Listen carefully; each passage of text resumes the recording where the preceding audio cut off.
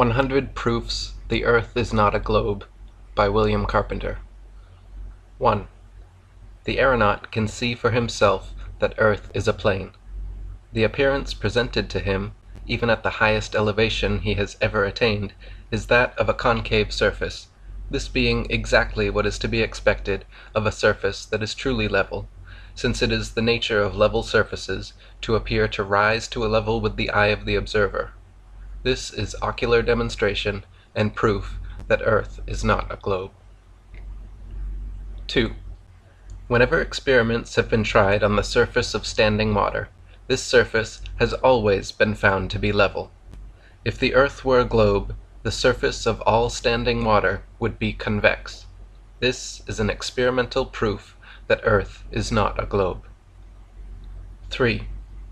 Surveyors' operations in the construction of railroads, tunnels, or canals are conducted without the slightest allowance being made for curvature, although it is taught that this so-called allowance is absolutely necessary. This is a cutting proof that Earth is not a globe. 4. There are rivers that flow for hundreds of miles towards the level of the sea without falling more than a few feet, notably the Nile, which in 1,000 miles falls but a foot. A level expanse of this extent is quite incompatible with the idea of the Earth's convexity. It is, therefore, a reasonable proof that Earth is not a globe. 5. The lights which are exhibited in lighthouses are seen by navigators at distances at which, according to the scale of the supposed curvature given by astronomers, they ought to be many hundreds of feet, in some cases down below the line of sight. For instance, the light at Cape Hatteras is seen at such a distance, 40 miles, that according to the theory, it ought to be 900 feet higher above the level of the sea than it absolutely is, in order to be visible. This is a conclusive proof that there is no curvature on the surface of the sea, the level of the sea, ridiculous though it is to be under the necessity of proving it at all, but it is, nevertheless, a conclusive proof that the Earth is not a globe. 6. If we stand on the sands of the seashore and watch a ship approach us, we shall find that she will apparently rise to the extent of her own height, nothing more.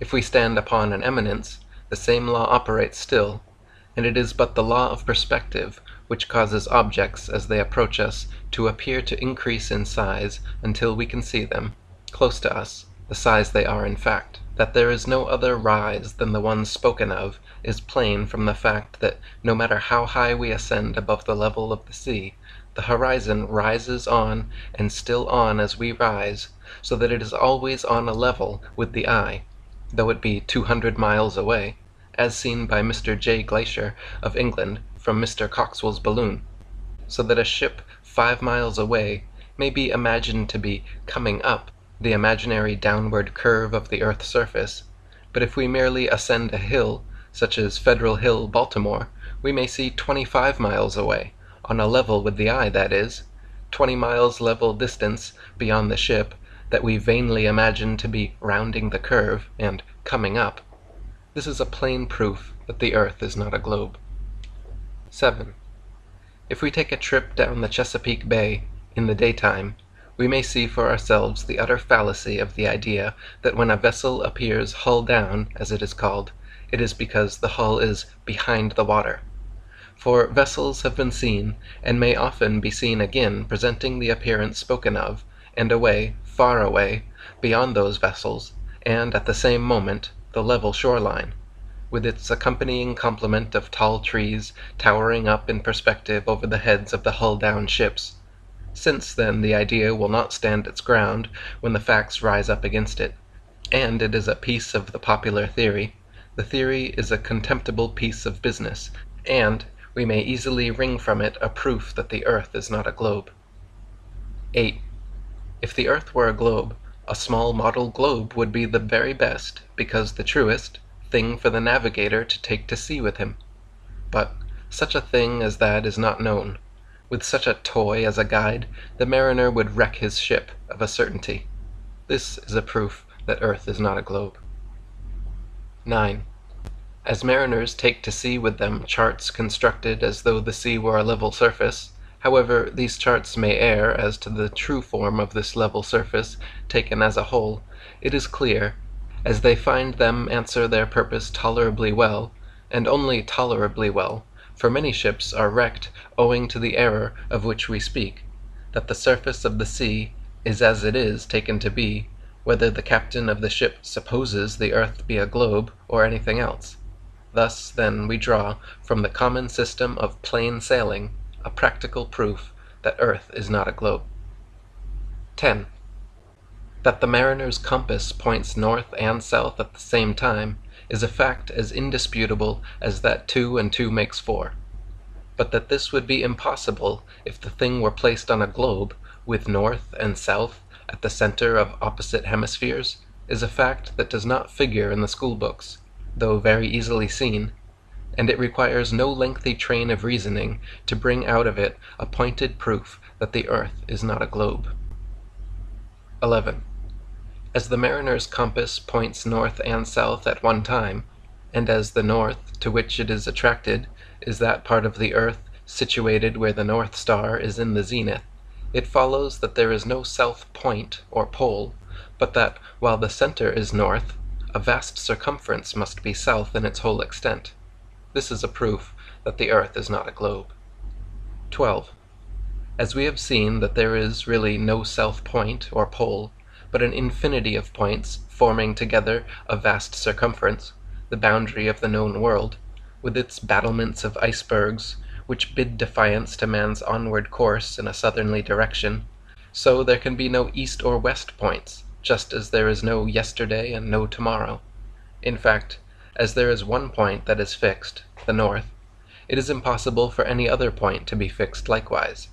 East and west are, therefore, merely directions at right angles with the north and south line, and as the south point of the compass shifts round to all parts of the circular boundary, as it may be carried round the central north, so the directions east and west crossing this line, continued, form a circle at any latitude. A westerly circumnavigation, therefore, is a going round with the North Star continually on the right hand, and an easterly circumnavigation is performed only when the reverse condition of things is maintained, the North Star being on the left hand as the journey is made. These facts, taken together, form a beautiful proof that the earth is not a globe. 13. As the mariner's compass points north and south at one and the same time, and a meridian is a north and south line, it follows that meridians can be no other than straight lines. But since all meridians on a globe are semicircles, it is an incontrovertible proof that the earth is not a globe. 14.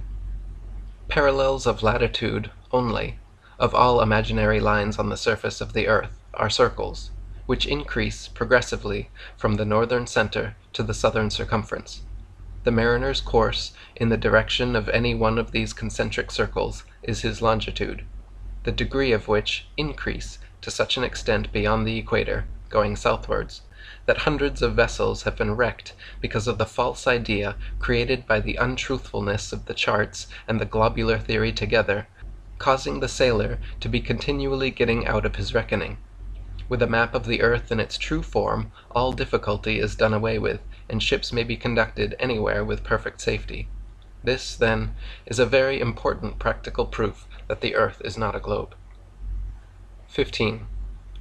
The idea that, instead of sailing horizontally round the earth, ships are taken down one side of a globe, then underneath, and are brought up on the other side to get home again, is, except as a mere dream, impossible and absurd. And since there are neither impossibilities nor absurdities in the simple matter of circumnavigation, it stands without argument, a proof that the earth is not a globe. 16. If the earth were a globe, the distance round its surface at, say, 45 degrees south latitude could not possibly be any greater than it is at the same latitude north. But since it is found by navigators to be twice the distance, to say the least of it, or double the distance, it ought to be, according to the globular theory, it is a proof that the earth is not a globe. 17. Human beings require a level surface on which to live, that, in its general character, shall be level. And since the omniscient Creator must have been perfectly acquainted with the requirements of his creatures, it follows that being an all-wise Creator, he has met them thoroughly. This is a theological proof that the earth is not a globe. 18. The best possessions of man are his senses, and when he uses them all, he will not be deceived in his survey of nature. It is only when some one faculty or other is neglected or abused that he is deluded. Every man in full command of his senses knows that a level surface is a flat or horizontal one, but astronomers tell us that the true level is the curved surface of a globe. They know that man requires a level surface on which to live, so they give him one in name which is not one in fact.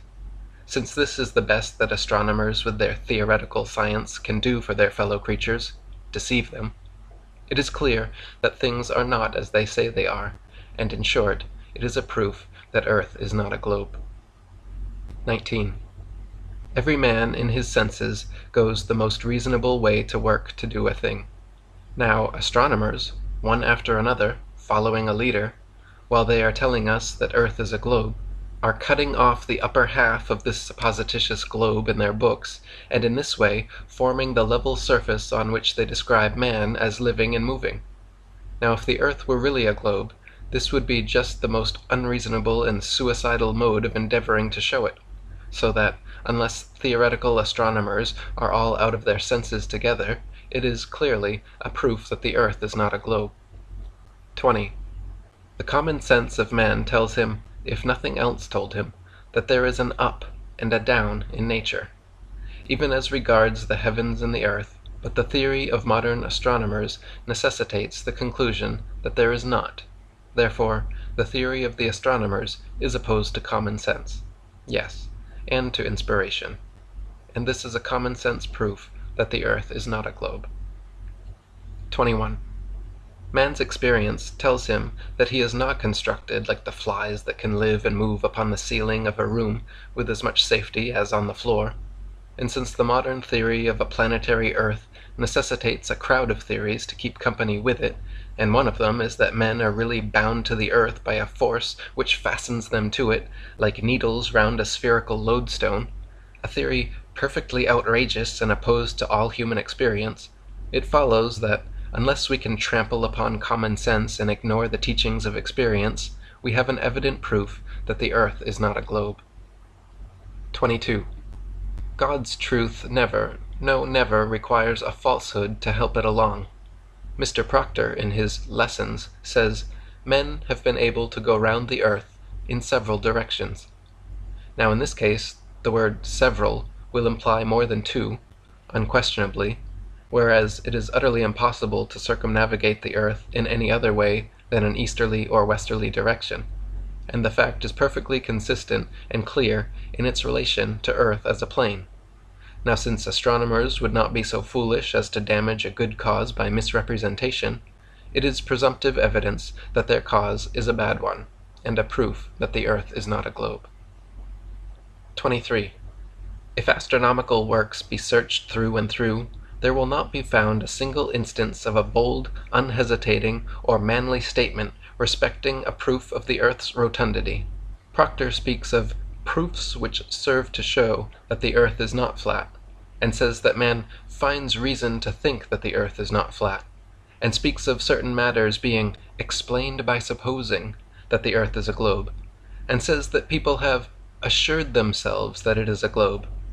But he says also that there is a most complete proof that the earth is a globe, just as though anything in the world could possibly be wanted but a proof that proves and settles the whole question.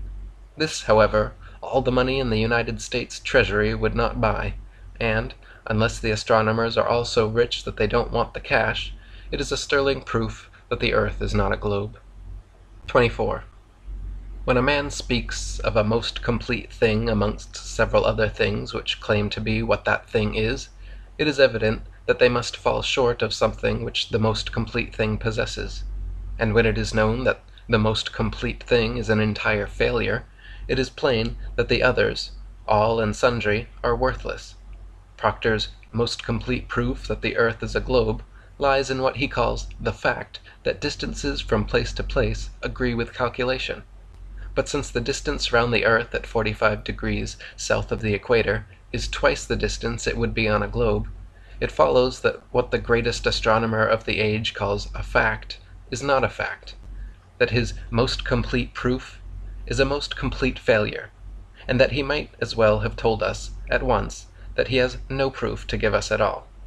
Now, since if the earth be a globe there would necessarily be piles of proofs of it all around us, it follows that when astronomers, with all of their ingenuity, are utterly unable to point one out, to say nothing about picking one up, that they give us a proof that Earth is not a globe.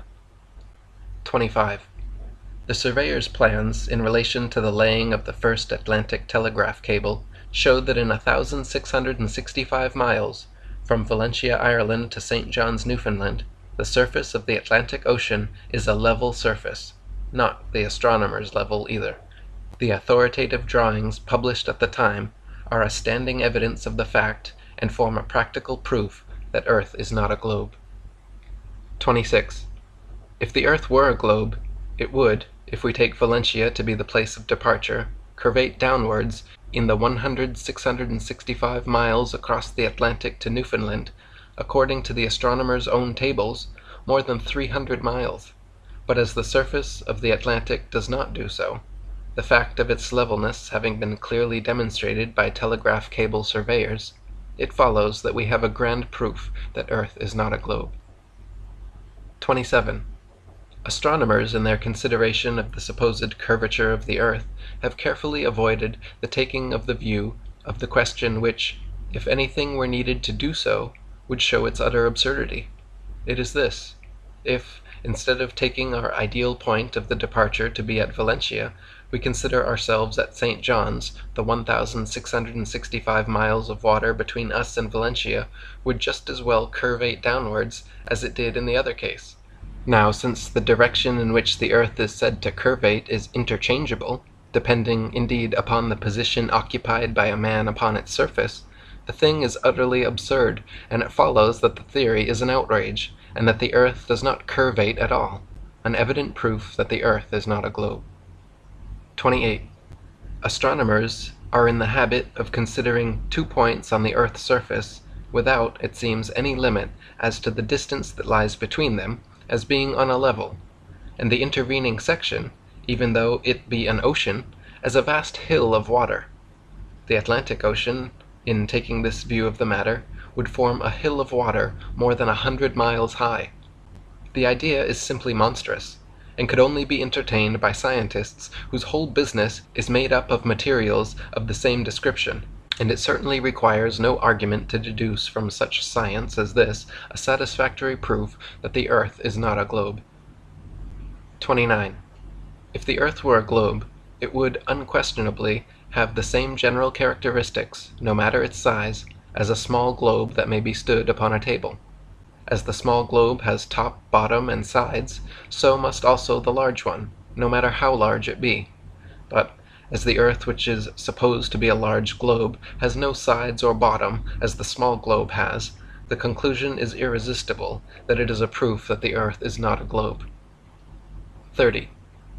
If the earth were a globe, an observer who should ascend above its surface would have to look downwards at the horizon, if it be possible to conceive of a horizon at all under such circumstances, even as astronomical diagrams indicate, at angles varying from 10 to nearly 50 degrees below the horizontal line of sight. It is just as absurd as it would be to be taught that when we look at a man full in the face we are looking down at his feet. But as no observer in the clouds, or upon any eminence of the earth, has ever had to do so, it follows that the diagrams spoken of are imaginary and false, that the theory which requires such things to prop it up is equally airy and untrue, and that we have a substantial proof that the earth is not a globe. 31. If the earth were a globe, it would certainly have to be as large as it is said to be, 25,000 miles in circumference.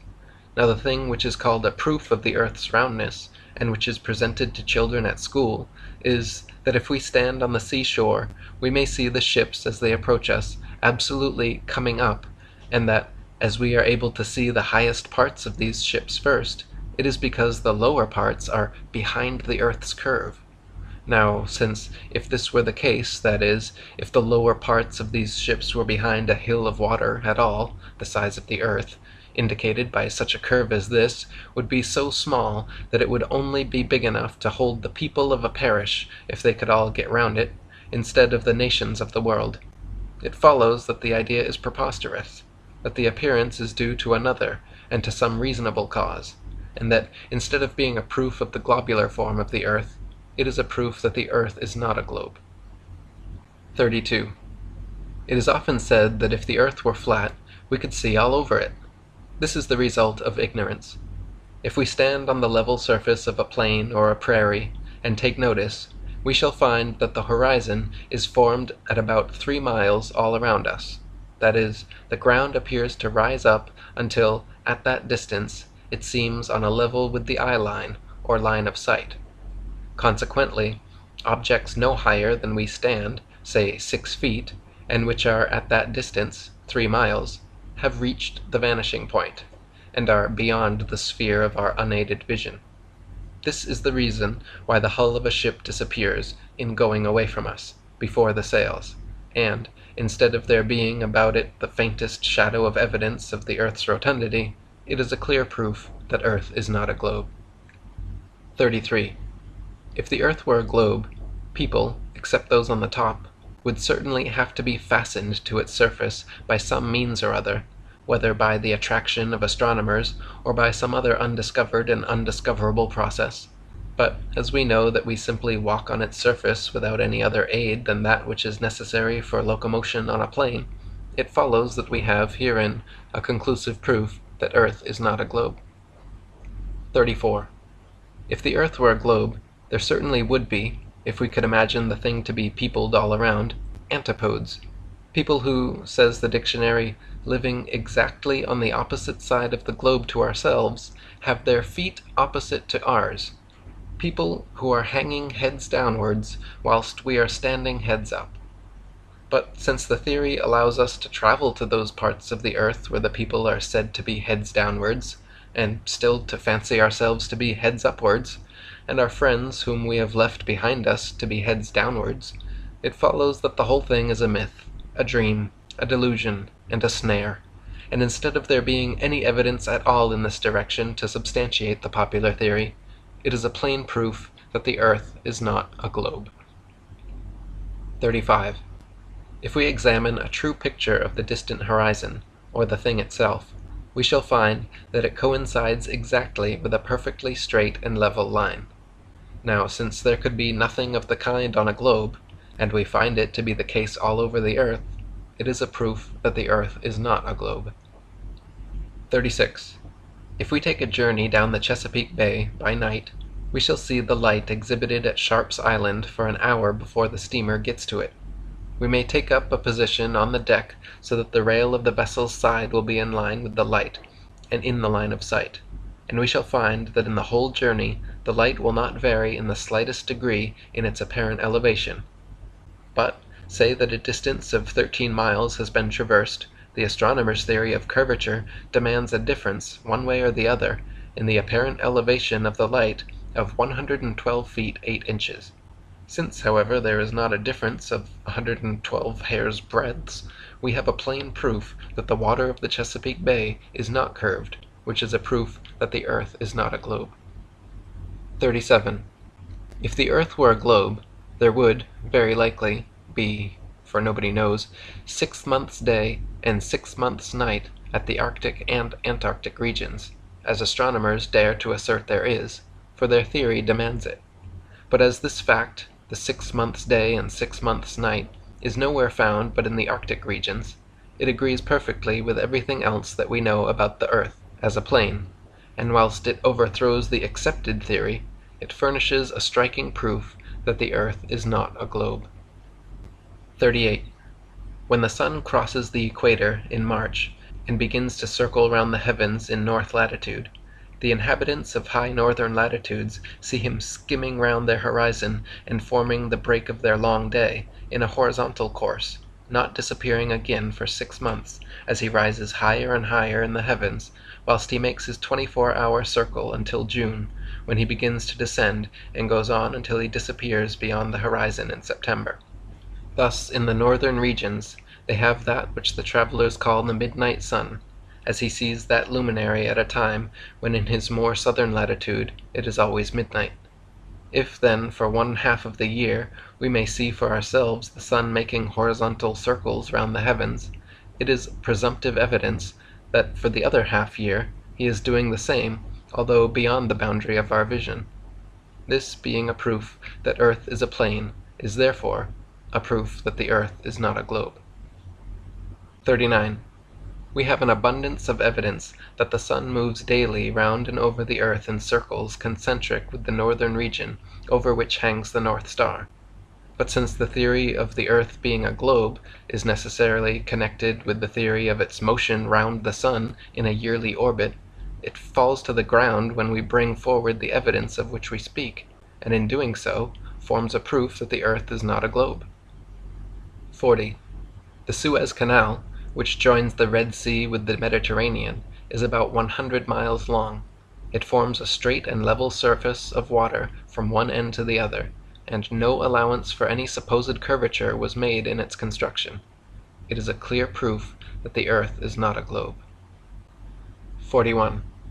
When astronomers assert that it is necessary to make allowance for curvature in canal construction, it is, of course, in order that in their idea a level cutting may be had for the water.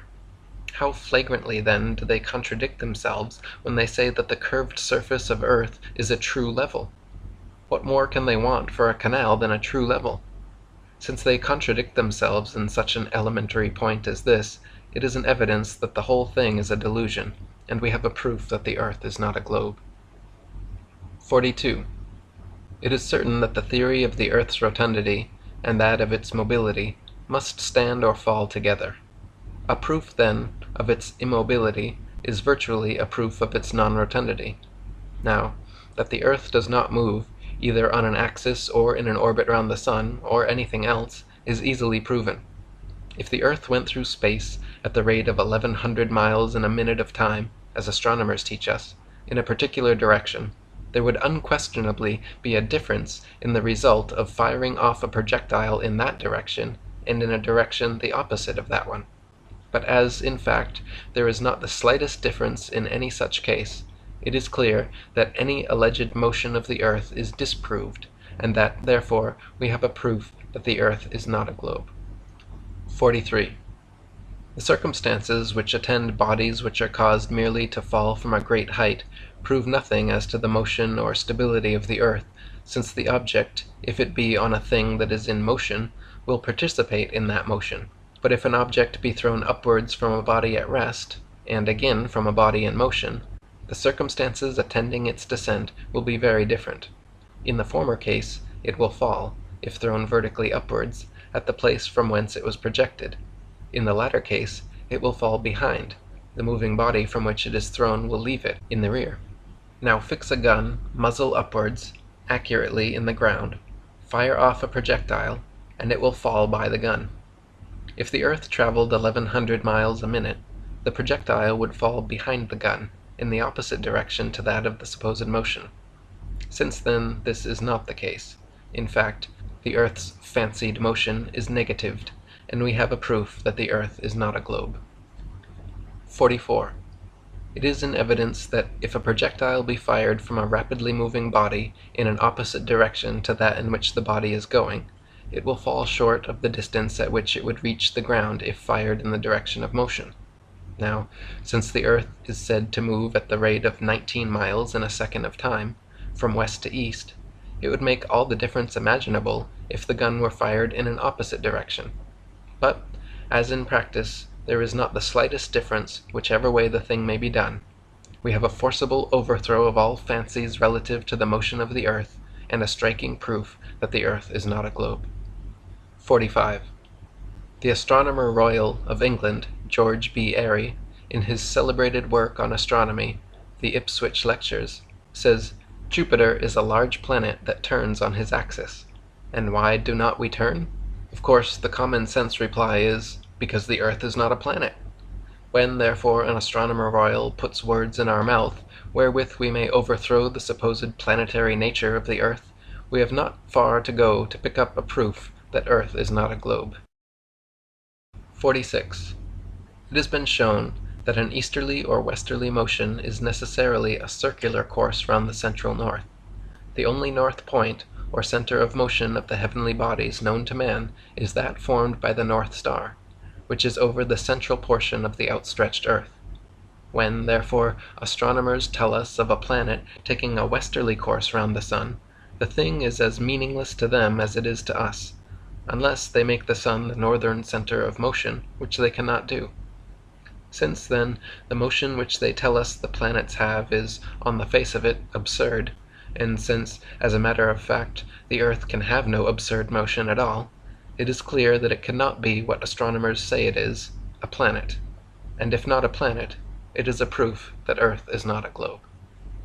47. In consequence of the fact being so plainly seen by everyone who visits the seashore, that the line of the horizon is a perfectly straight line, it becomes impossible for astronomers, when they attempt to convey, pictorially, an idea of the earth's convexity, to do so with even a shadow of consistency, for they dare not represent the horizon as a curved line, so well known is it that it is a straight one. The greatest astronomer of the age, in page 15 of his Lessons, gives an illustration of a ship sailing away, as though she were rounding the top of a great hill of water, and there, of a truth, is the straight and level line of the horizon, clear along the top of the hill, from one side of the picture to the other. Now, if this picture were true in all its parts, and it is outrageously false in several, it would show that Earth is a cylinder, for the hill shown is simply up one side of the level horizontal line, and we are led to suppose down the other. Since, then, we have such high authority as Professor Richard A. Proctor that the Earth is a cylinder, it is certainly a proof that the Earth is not a globe. 48. In Mr. Proctor's Lessons in Astronomy, page 15, a ship is represented as sailing away from the observer, and it is given in 5 positions or distances away on its journey. Now, in its first position, its mast appears above the horizon, and consequently higher than the observer's line of vision. But in its second and third positions, representing the ship as further and further away, it is drawn higher and still higher up above the line of the horizon. Now, it is utterly impossible for a ship to sail away from an observer under the conditions indicated, and to appear as given in the picture. Consequently, the picture is a misrepresentation, a fraud, and a disgrace. A ship starting to sail away from an observer with her masts above his line of sight would appear, indisputably, to go down and still lower down towards the horizon line, and could not possibly appear to anyone with his vision undistorted as going in any other direction, curved or straight. Since, then, the design of the astronomer-artist is to show the earth to be a globe, and the points in the picture which would only prove the earth to be cylindrical, if true, are not true, it follows that the astronomer-artist fails to prove pictorially either that the earth is a globe or a cylinder, and that we have, therefore, a reasonable proof that the earth is not a globe. 49. It's a well-known fact that clouds are continually seen moving in all manner of directions, yes, and frequently in different directions at the same time, from west to east being as frequent a direction as any other. Now, if the earth were a globe, revolving through space from west to east at the rate of 19 miles in a second, the clouds appearing to us to move towards the east would have to move quicker than 19 miles in a second to be thus seen, whilst those which appear to be moving in the opposite direction would have no necessity to be moving at all, since the motion of the earth would be more than sufficient to cause the appearance.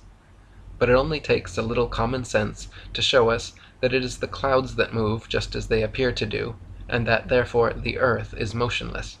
We have then a proof that the earth is not a globe. 50. We read in the inspired book, or collection of books, called the Bible, nothing at all about the earth being a globe or a planet, from beginning to end, but hundreds of allusions there are in its pages which could not be made if the earth were a globe, and which are therefore said by the astronomer to be absurd and contrary to what he knows to be true. This is the groundwork of modern infidelity.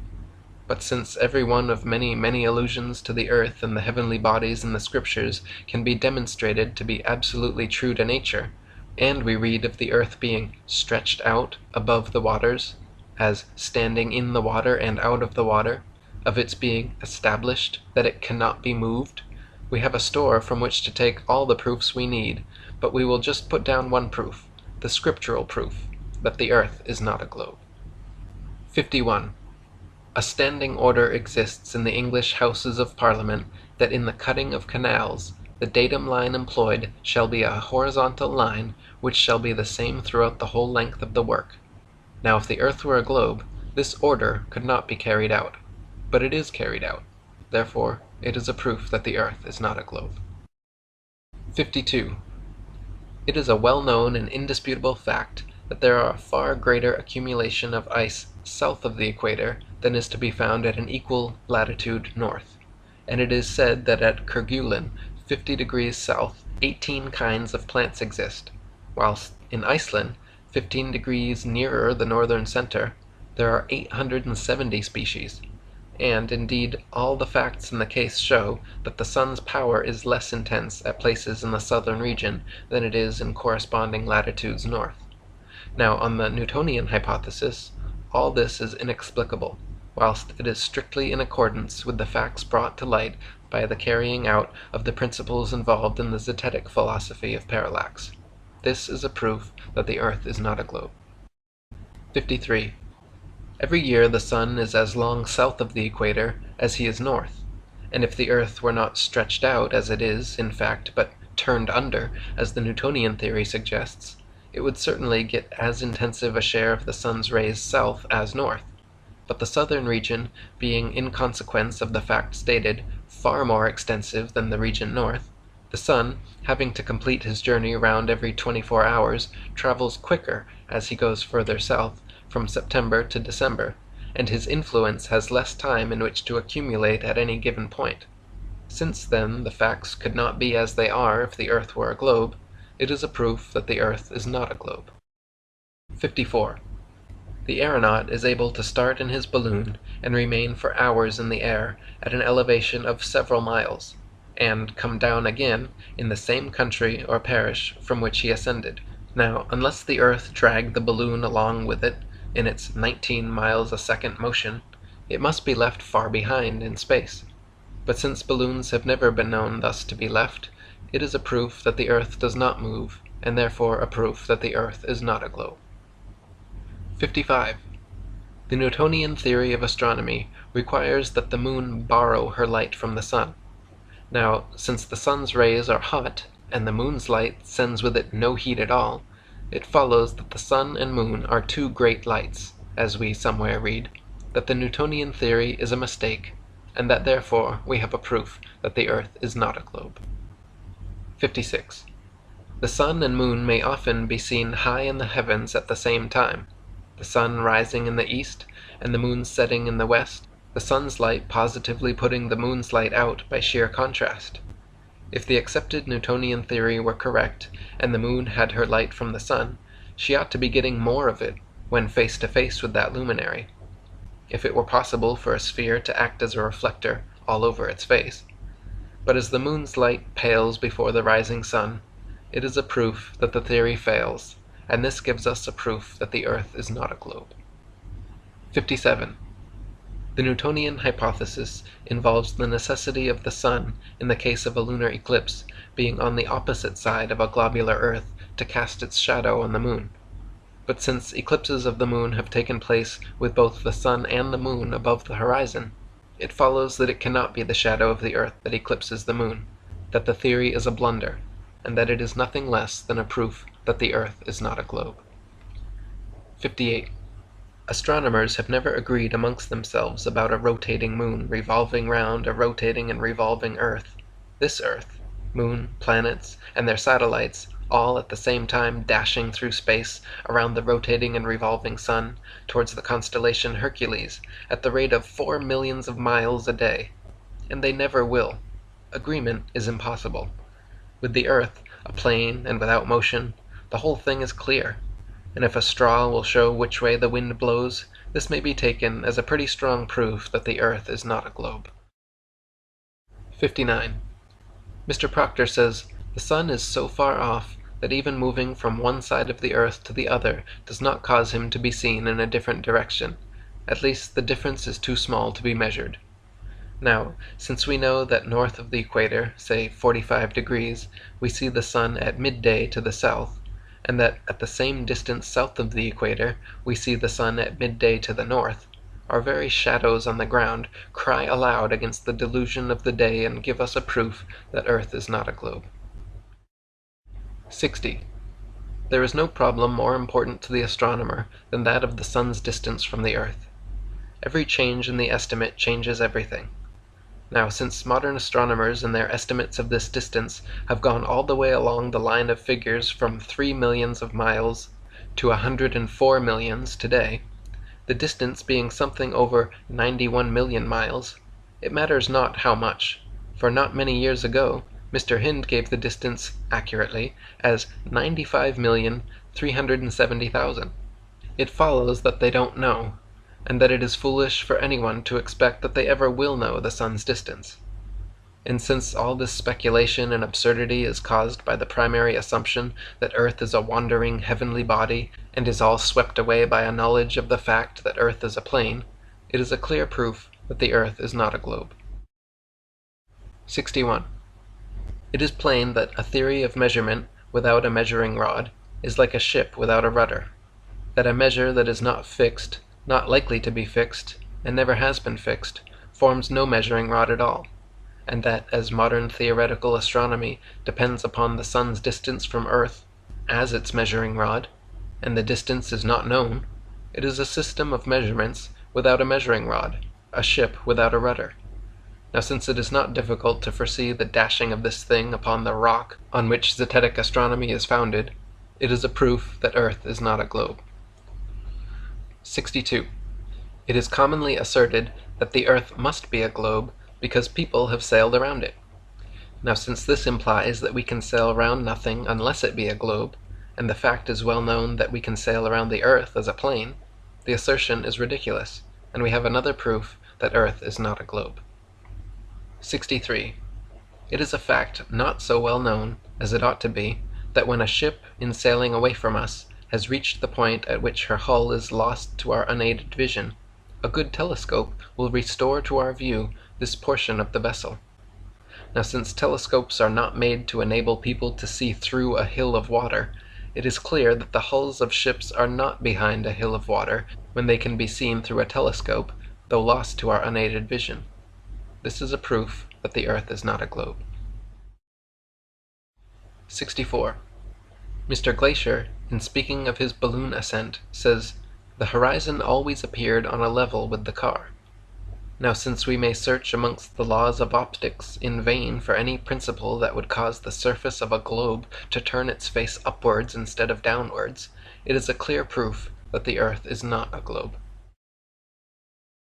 65. The Reverend D. Olmsted, in describing a diagram which is supposed to represent the Earth as a globe, with a figure of a man sticking out on each side and one hanging head downwards, says, "We should dwell on this point until it appears to us as truly up, in the direction given to these figures, as it does with regard to a figure which he has placed on the top." Now, a system of philosophy which requires us to do something which is really the going out of our minds by dwelling on an absurdity until we think it is a fact, cannot be a system based on God's truth, which never requires anything of the kind. Since, then, the popular theoretical astronomy of the day requires this, it is evident that it is the wrong thing, and that this conclusion furnishes us with a proof that the Earth is not a globe. 66. It is often said that the predictions of eclipses prove astronomers to be right in their theories, but it is not seen that this proves too much. It is well known that Ptolemy predicted eclipses for 600 years on the basis of a plane Earth, with as much accuracy as they are predicted by modern observers. If, then, the predictions prove the truth of the particular theories current at the time, they just as well prove one side of the question as the other, and enable us to lay claim to a proof that the Earth is not a globe. 67. 700 miles is said to be the length of the Great Canal in China. Certain it is that when this canal was formed, no allowance was made for the curvature, yet the canal is a fact without it. This is a Chinese proof that the earth is not a globe. 68. Mr. J. N. Lockyer says, because the sun seems to rise in the east and set in the west, the earth really spins in the opposite direction, that is, from west to east. Now this is no better than though we were to say, because a man seems to be coming up in the street really goes down to the man. And since true science would contain no such nonsense as this, it follows that the so-called science of theoretical astronomy is not true, and therefore we have a proof that the earth is not a globe. 69. Mr. Lockyer says, the appearances connected with the rising and setting of the sun and stars may be due either to our earth being at rest and the sun and stars traveling round it, or the earth itself turning round while the sun and stars are at rest. Now since true science does not allow of any such beggarly alternatives as these, it is plain that modern theoretical astronomy is not true science, and that its leading dogma is a fallacy. We have, then, a plain proof that the earth is not a globe. 70. Mr. Lockyer, in describing his picture of the supposed proof of the earth's rotundity by means of ships rounding a hill of water, uses these words: diagram showing how, when we suppose the earth is round, we explain how it is that ships at sea appear as they do. This is utterly unworthy of the name of science. A science that begins by supposing, and ends by explaining the supposition, is from beginning to end a mere farce. The men who can do nothing better than amuse themselves in this way must be denounced as dreamers only, and their leading dogma a delusion. This is a proof that earth is not a globe. 71. The astronomer's theory of a globular earth necessitates the conclusion that if we travel south of the equator, to see the North Star is an impossibility. Yet it is well known this star has been seen by navigators when they have been more than 20 degrees south of the equator. This fact, like hundreds of other facts, puts the theory to shame, and gives us a proof that the earth is not a globe. 72. Astronomers tell us that in consequence of the earth's rotundity, the perpendicular walls of buildings are nowhere parallel, and that even the walls of houses on opposite sides of a street are not strictly so. But since all observation fails to find any evidence of this want of parallelism which theory demands, the idea must be renounced as being absurd and in opposition to all well-known facts. This is a proof that the earth is not a globe. 73. Astronomers have made experiments with pendulums which have been suspended from the interior of high buildings, and have exulted over the idea of being able to prove the rotation of the earth on its axis by the varying direction taken by the pendulum over a prepared table underneath, asserting that the table moved round under the pendulum, instead of the pendulum shifting and oscillating in different directions over the table.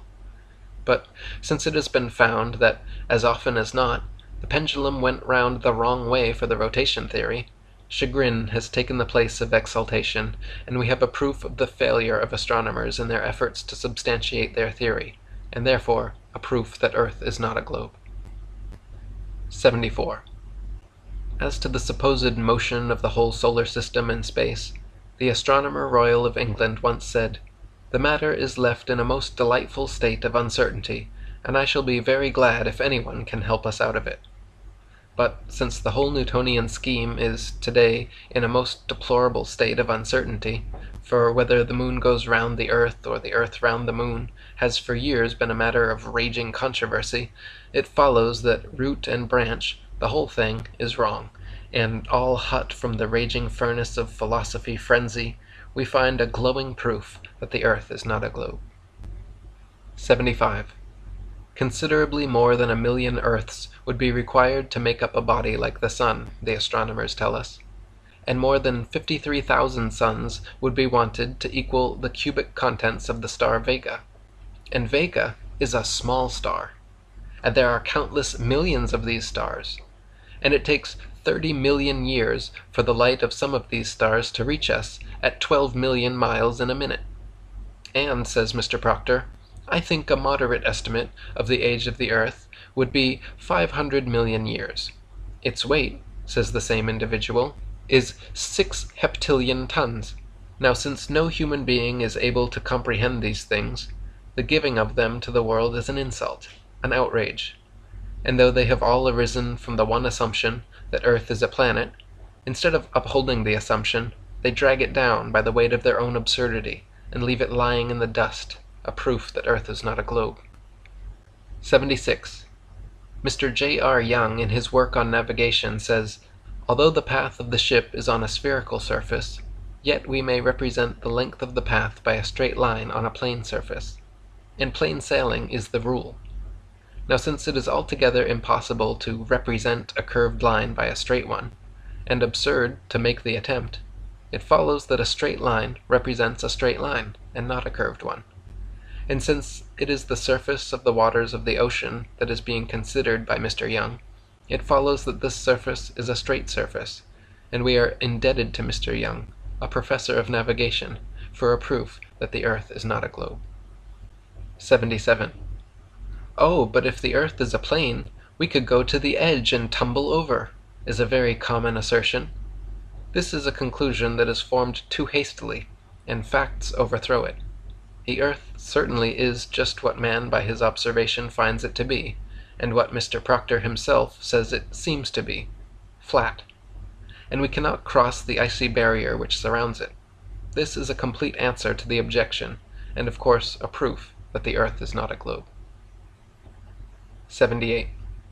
"Yes, but we can circumnavigate the south easily enough," is often said by those who don't know. The British ship Challenger recently completed the circuit of the southern region, indirectly to be sure, but she was 3 years about it, and traversed nearly 69,000 miles, a stretch long enough to have taken her 6 times round the globular hypothesis. This is a proof that Earth is not a globe. 79. The remark is common enough that we can see the circle of the Earth if we cross the ocean, and that this proves it to be round.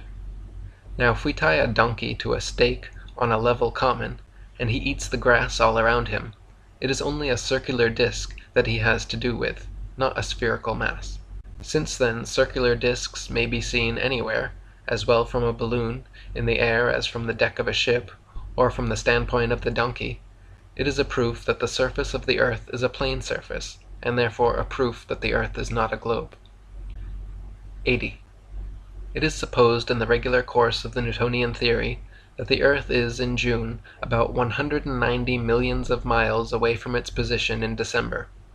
Now, since we can, in middle north latitudes, see the North Star on looking out of a window that faces it, and out of the very same corner of the very same pane of glass in the very same window all the year round, it is proof enough for any man in his senses that we have made no motion at all.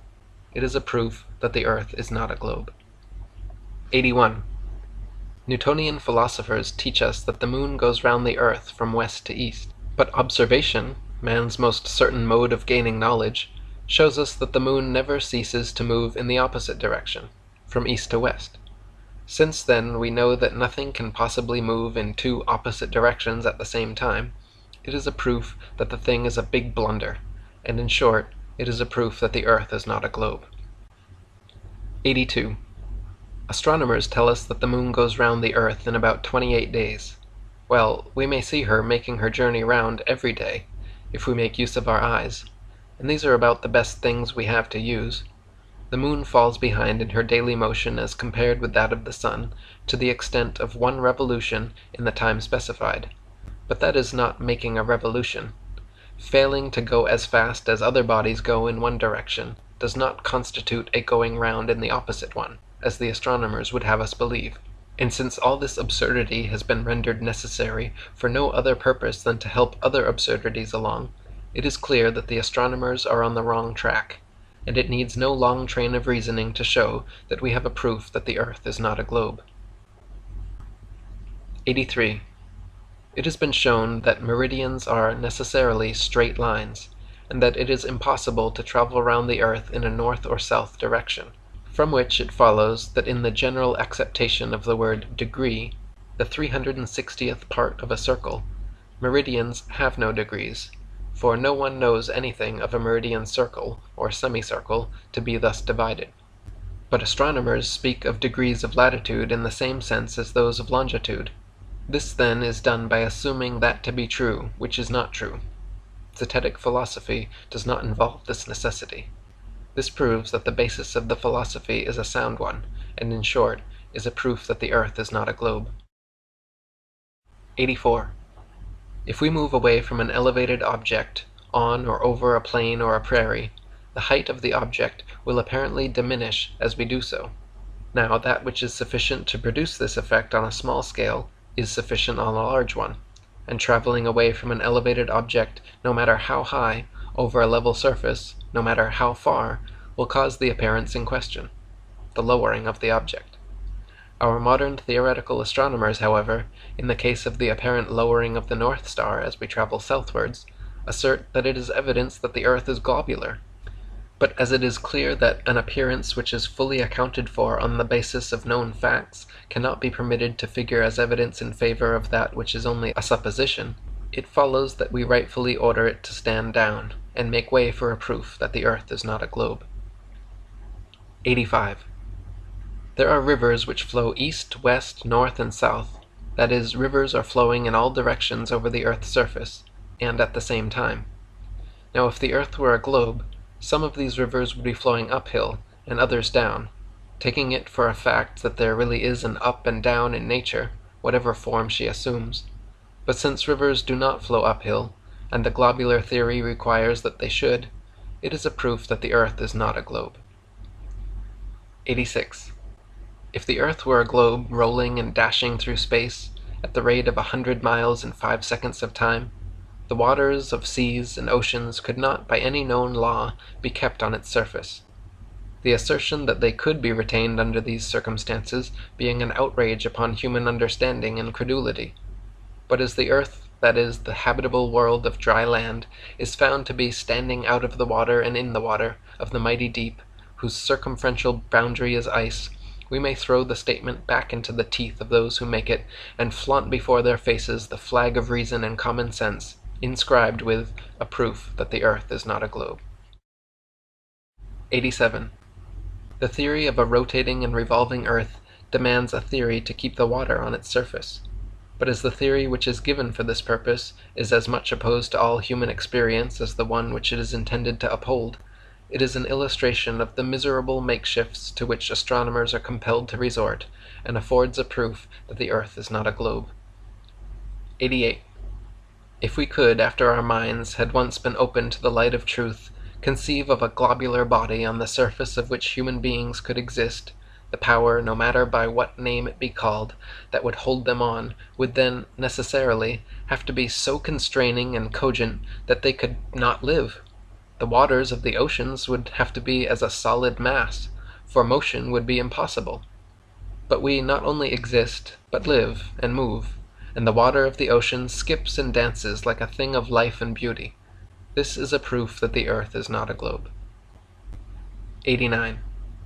It is well known that the law regulating the apparent decrease in the size of objects as we leave them in the distance, or as they leave us, is very different with luminous bodies from what it is in the case of those which are non-luminous. Sail past the light of a small lamp in a rowboat on a dark night, and it will seem to be no smaller when a mile off than it was when close to it.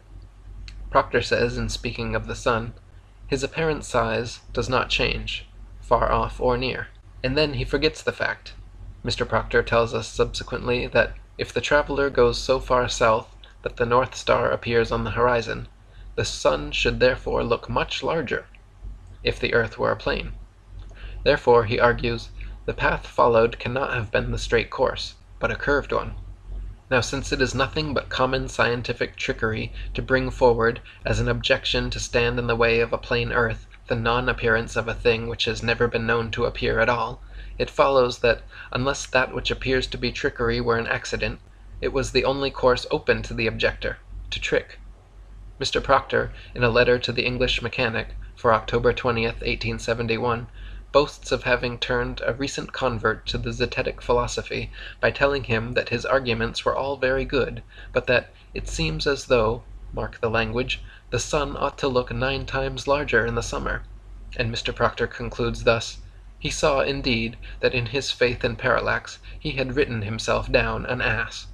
Well then, trickery or no trickery on the part of the objector, the objection is a counterfeit, a fraud, no valid objection at all, and it follows that the system which does not purge itself of these things in a rotten system, and the system which its advocates, with Mr. Proctor at their head, would crush if they could find a weapon to use, the zetetic philosophy of parallax, is destined to live.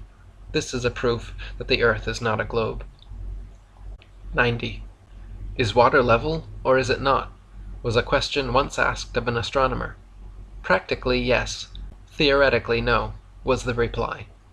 Now, when theory does not harmonize with practice, the best thing to do is drop the theory. It is getting too late now to say so much worse for the facts. To drop the theory which supposes a curved surface to standing water is to acknowledge the facts which form the basis of zetetic philosophy, and since this will have to be done, sooner or later, it is a proof that the earth is not a globe. 91. By actual observation, says Schedler in his Book of Nature, we know that the other heavenly bodies are spherical, hence we unhesitatingly assert that the earth is so also. This is a fair sample of all astronomical reasoning. When a thing is classed amongst other things, the likeness between them must first be proven. It does not take a Schödler to tell us that heavenly bodies are spherical, but the greatest astronomer of the age will not now dare to tell us that the earth is, and attempt to prove it. Now, since no likeness has ever been proven to exist between the earth and the heavenly bodies, the classification of the earth with the heavenly bodies is premature, unscientific, false. This is a proof that earth is not a globe. 92. There is no inconsistency in supposing that the earth does move round the sun, says the Astronomer Royal of England. Certainly not, when theoretical astronomy is all supposition together. The inconsistency is in teaching the world that the thing supposed is a fact. Since then the motion of the earth is supposition only, since indeed it is necessary to suppose it at all, it is plain that it is a fiction and not a fact, and since mobility and sphericity stand or fall together, we have before us a proof that earth is not a globe. 93. We have seen that astronomers, to give us a level surface on which to live, have cut off 1/2 of the globe in certain pictures of their books. Now, astronomers having done this, 1/2 of the substance of their spherical theory is given up.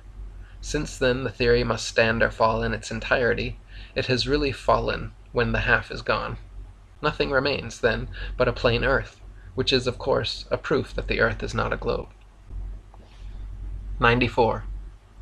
In Cornell's geography, there is an illustrated proof of the form of the earth. A curved line on which is represented a ship in 4 positions as she sails away from an observer is an arc of 72 degrees, or 1/5 of the supposed circumference of the globe, about 5,000 miles. 10 such ships as those which are given in the picture would reach the full length of the arc, making 500 miles as the length of the ship.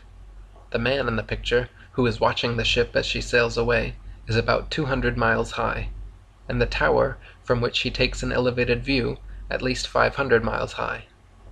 These are the proportions, then, of men, towers, and ships which are necessary in order to see a ship in her different positions as she rounds the curve of the great hill of water over which she is supposed to be sailing. For it must be remembered that this supposed proof depends upon lines and angles of vision which, if enlarged, would still retain their characteristics. Now, since ships are not built 500 miles long, with masts in proportion, and men are not quite 200 miles high, it is not what is said to be a proof of rotundity, but either an ignorant farce or a cruel piece of deception. In short, it is a proof that the earth is not a globe. 95. In Cornell's Intermediate Geography, 1881, page 12, is an illustration of the natural divisions of land and water. This illustration is so nicely drawn that it affords at once a striking proof that the earth is a plane.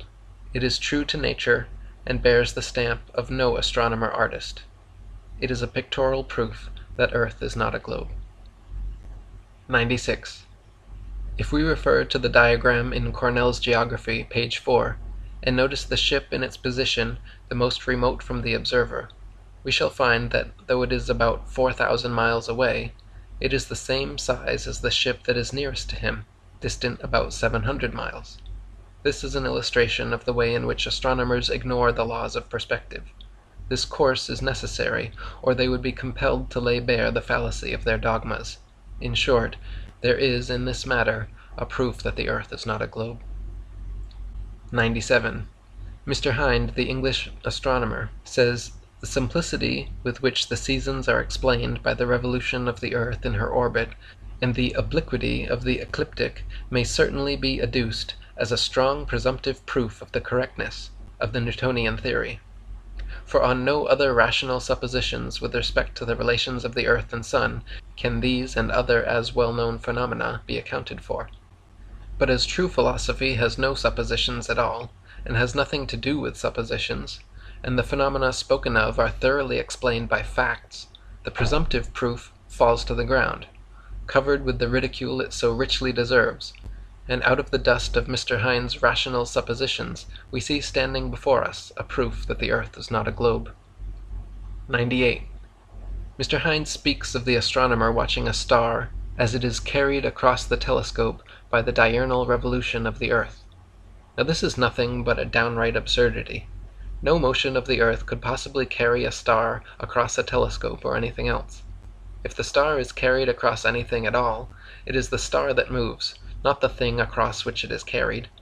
Besides, the idea that the earth, if it were a globe, could possibly move in an orbit of nearly 600 millions of miles with such exactitude that the crosshairs in a telescope fixed on its surface would appear to glide gently over a star millions of miles away, is simply monstrous.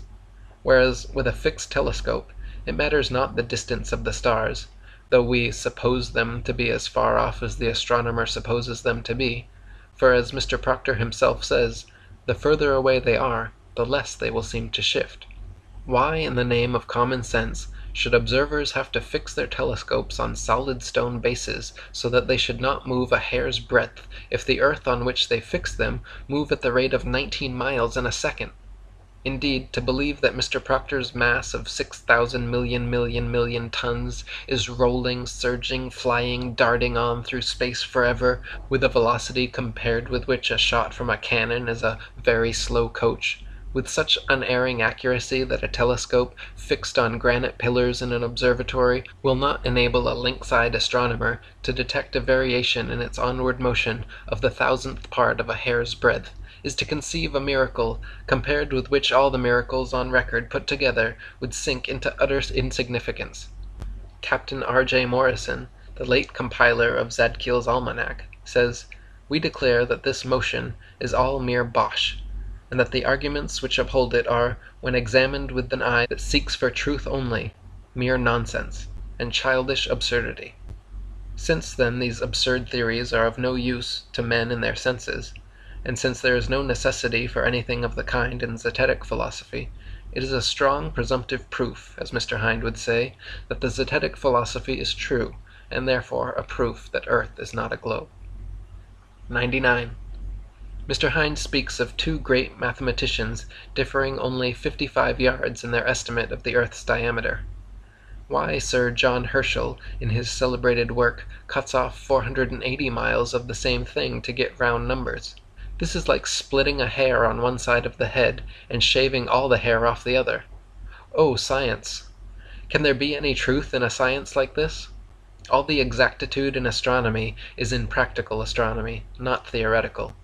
Centuries of observation have made practical astronomy a noble art and science, based, as we have 1,000 times proved it to be, on a fixed earth. And we denounce this pretended exactitude on one side and the reckless indifference to figures on the other as the basest trash, and take from it a proof that the science which tolerates it is a false, instead of being an exact, science, and we have a proof that the earth is not a globe. 100. The sun, as he travels round over the surface of the earth, brings noon to all places on the successive meridians which he crosses. His journey being made in a westerly direction, places east of the sun's position have had their noon, whilst places west of the sun's position have still yet to get it. Therefore, if we travel easterly, we arrive at those parts of the earth where time is more advanced. The watch in our pocket has to be put on, or we may be said to gain time. If, on the other hand, we travel westerly, we arrive at places where it is still morning. The watch has to be put back, and it may be said that we lose time. But if we travel easterly so as to cross the 180th meridian, there is a loss there of a day, which will neutralize the gain of a whole circumnavigation. And if we travel westerly and cross the same meridian, we experience the gain of a day, which will compensate for the loss during a complete circumnavigation in that direction. The fact of losing or gaining time in sailing round the world, then, instead of being evidence of the earth's rotundity, as it is imagined to be, is in its practical exemplification an everlasting proof that the earth is not a globe.